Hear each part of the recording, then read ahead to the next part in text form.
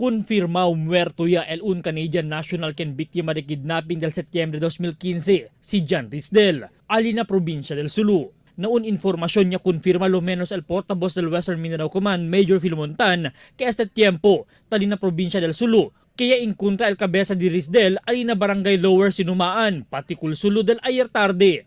Base na initial report, yaginda na news team, este krimen na sucede, después que no hay asugun pwede man meet el demand del ransom money del ayer, el kenta negosya con el mga Abu Sayyaf. Responsable asugun insidente amo el grupo di Ben Toto sa Wadyaan, kenta agara con el mga biktima del Samal Island kidnapping.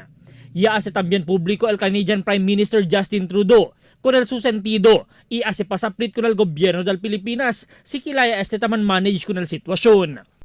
I am outraged by the news that a Canadian citizen, John Risdel, held hostage in the Philippines since September 21st, 2015, has been killed at the hands of his captors. This was an act of cold-blooded murder, and responsibility rests squarely with the terrorist group.